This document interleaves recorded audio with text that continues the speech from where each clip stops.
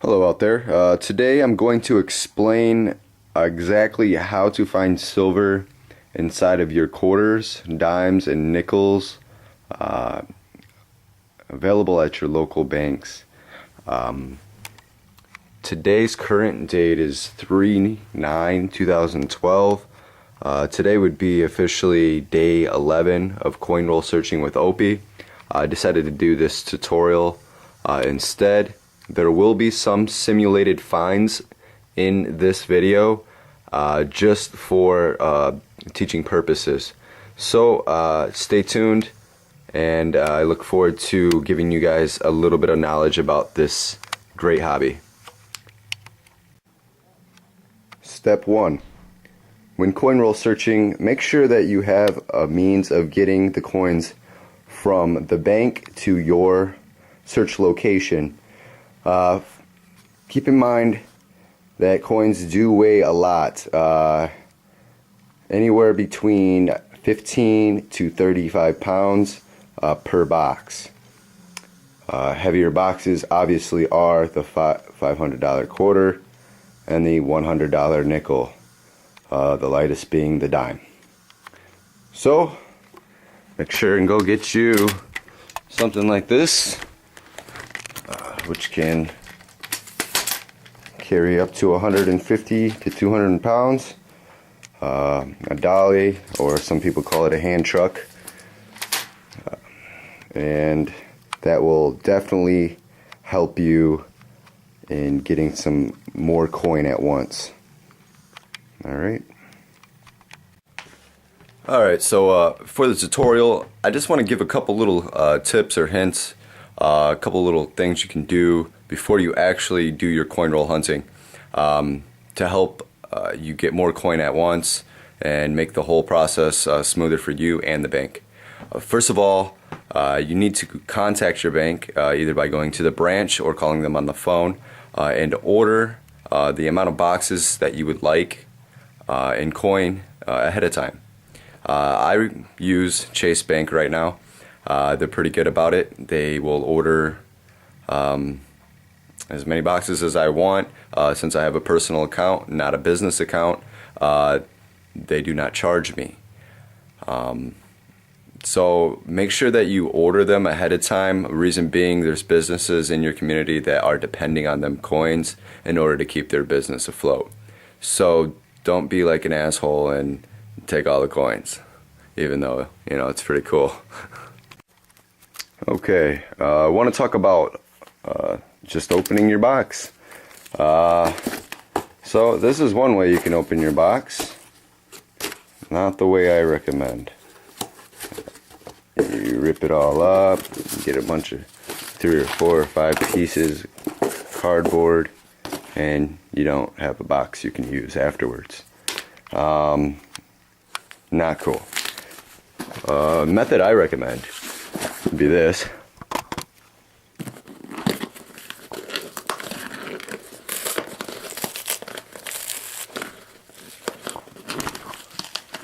Like first bending this edge, sometimes there'll be like glue that goes all the way to the edge and it messes it up a little bit, but it's not too bad. So just try to peel this just a little bit, like so you can get like maybe, you know, to your first knuckle in there worth all the way across.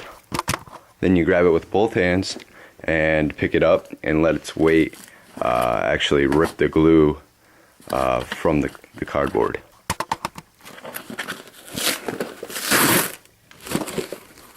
See how it just like ripped on its own? And I just pop it open, and then I got a perfectly nice box that I can use again. Also,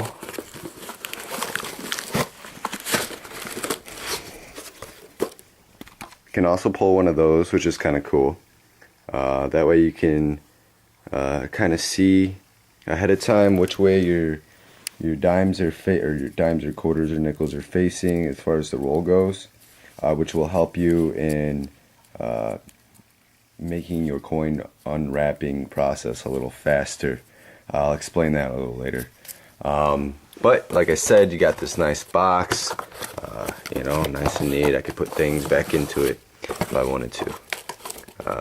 And it has little wings on it, so it folds back down. So, like that. Like that.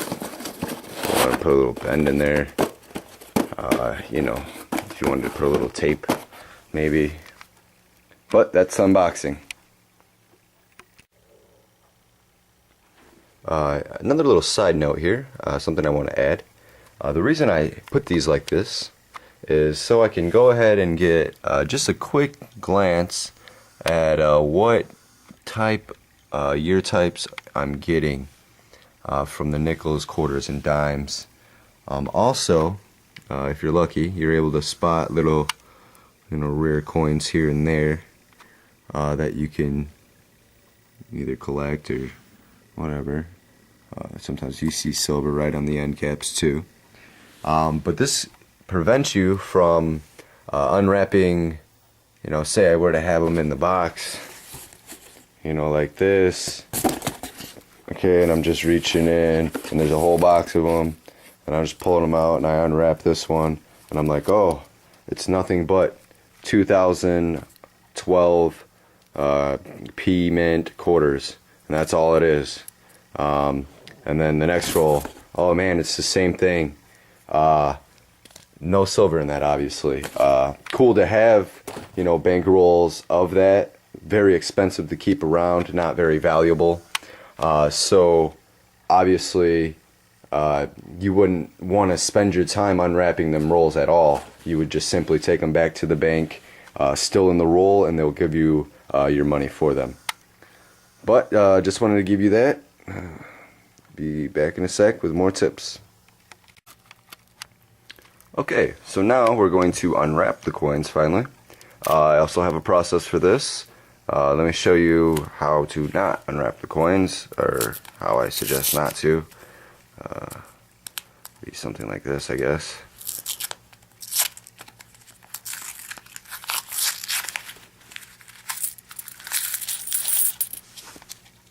Wow, horrible. Now I have to look at almost every coin to tell whether or not I have some silver. You know, and I might miss something, maybe. I don't know. Maybe. Not a good method. So, my method. Take the roll. What you want to do is, you see how the paper is a little ridged? Okay.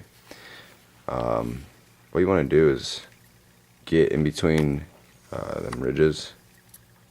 Okay. Near the ends. So that end, and you want to rip it. Okay. Kind of rip it, and you want to rip it on both ends. So I do that again on this side. See, now that didn't rip even, which mess up my roll a little bit. To prevent that, you could just grab it and pull it out, and then go to all the way to the rip, or past the rip, and then you want to kind of bring them together. Okay.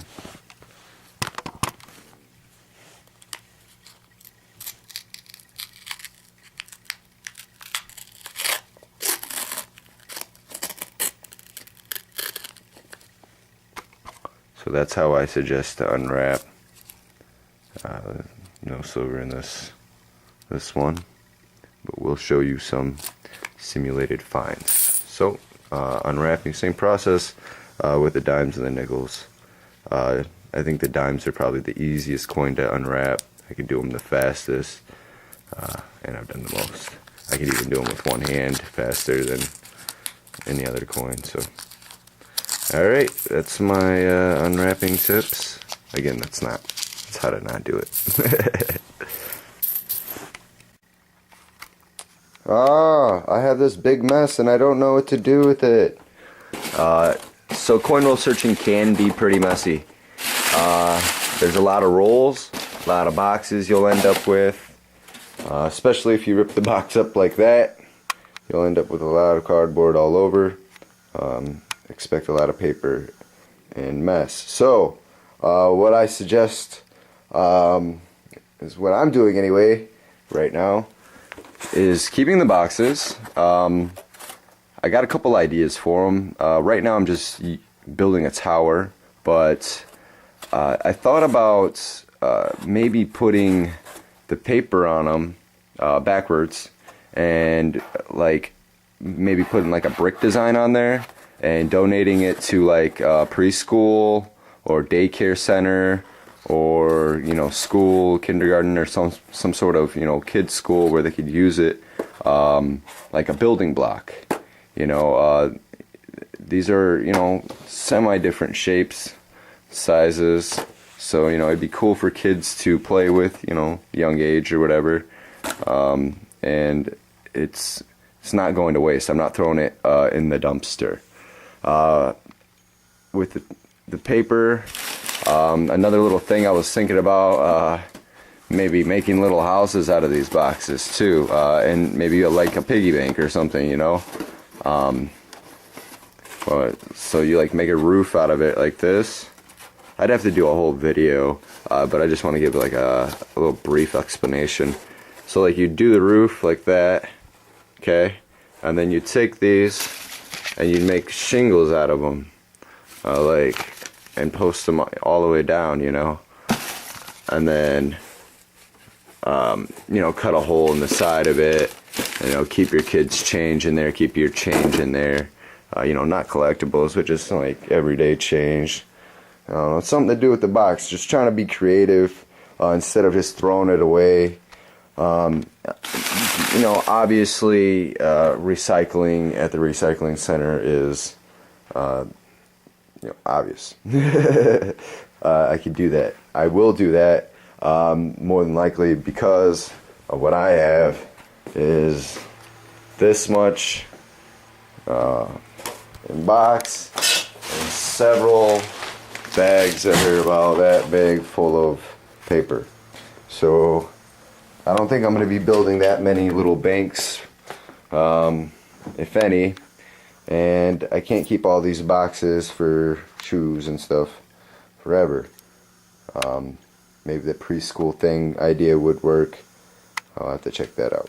So I think that's my last and final tip for coin roll searching. Good luck to you guys out there, because I haven't had any. So, another tip here. You're going to have a lot of coin all over the place, and a lot of wrapper all over the place. A big mess. So I suggest getting yourself a pillowcase. And with the pillowcase, you will be able to discard the change that is not silver into a bag that is manageable for the bank to be able to vend your coin later. Also, if you have many, like I do, sometimes I get a lot of change at once, so I have to use many bags. I know most of the bankers don't want to pick up 150 pounds in one bag, so you split it up between 3 or 4 of them, and they're able to handle that load, and it's just a little friendlier on their backs. Also, what you want to do is have something to kind of throw the paper into, unless you don't mind it having it all over your living room and then picking it up and throwing it in the garbage later. I just put it in a bin, and then I'm able to pretty easily transfer it from there into a garbage bag. And it also is easy to throw some boxes in there or whatever if you were to accidentally destroy a box while trying to unwrap it. Yeah.